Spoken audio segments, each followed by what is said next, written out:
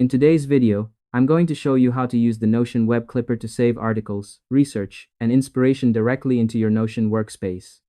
Whether you're building a personal knowledge base, collecting research for a project, or you simply want a faster way to organize useful content without copy-pasting, this simple, step-by-step guide will walk you through everything you need to know. First, open your web browser and go to Notion, then log into your account. Once you're signed in, look over to the left sidebar and make sure you've selected the correct workspace using the workspace switcher. This step is important because it determines where all your clipped content will be saved, so take a moment to confirm you're in the right place.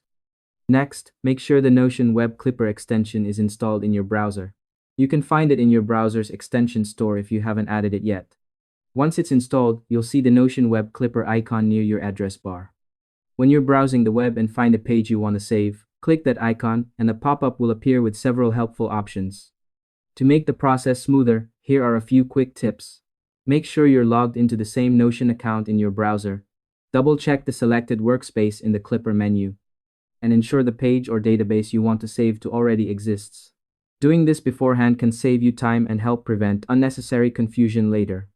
Once the Clipper pop-up opens, choose the specific page or database where you want the content saved. You can search for it or browse through your workspace folders.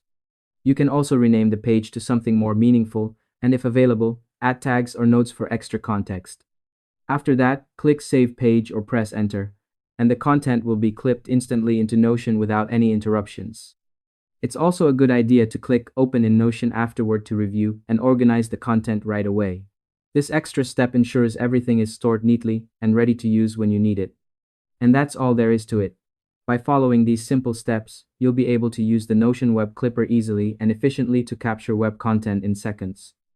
Thanks for watching, and I hope you found this tutorial helpful.